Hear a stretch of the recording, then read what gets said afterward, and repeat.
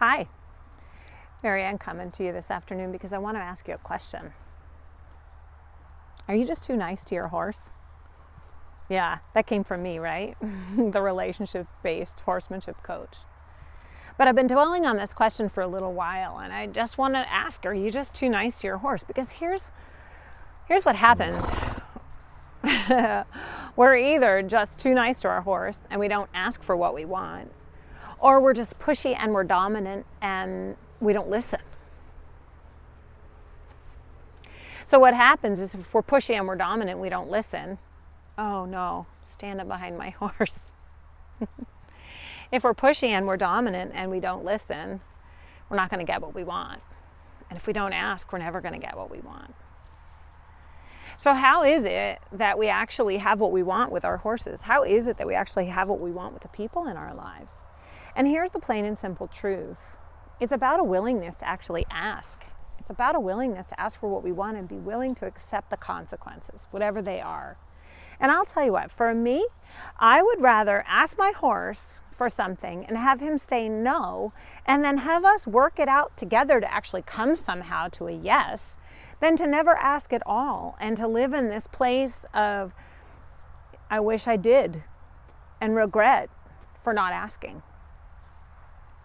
Tomorrow's not a promise for any of us. And I can't tell you how many people I talk to who don't live their dream horse life because they're too busy taking care of their horse.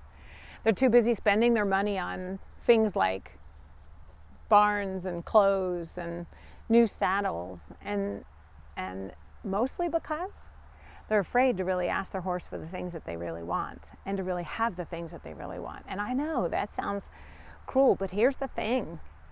The way to not have that, the way to actually have the horse-human relationship that you want, is to be willing to ask, to be willing to talk to your horse and speak in plain truths. Plain truths, plain English, plain truths. Like, what is it really for me? What is really important to me? Throw out the rules. Forget what the rules are. You just saw my horse, right? He just put me right behind him. Did I get all upset and think that it was a disrespectful thing? No, he was just turning around to go the other way. It was all fine. He's not unwilling to talk to me about what he wants. Most horses aren't.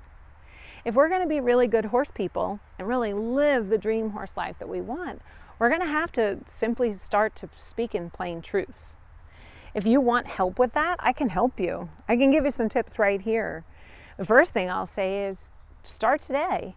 And in a place where you're expected to say yes, where the people around you are expecting you to say yes, say no, if that's in your heart. And be willing to accept the consequences, because ultimately, that's the experience. The experience is you speak in plain truths and you accept the consequences, and then you're willing to stay in the game and work it out. If you're willing to do that and you want help to do that, call me.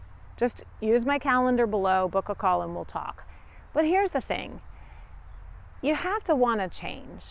You know, if you're just going to talk about it and just explore the idea, well, you can listen to this video and then you can explore that without wasting our time on the phone. But if you actually want to make a difference and you actually really want help in the next few months getting this concept of actually living your dream horse life, like the one in your heart, the one in your desires, call me. For the love of horses, call me. Talk to you soon.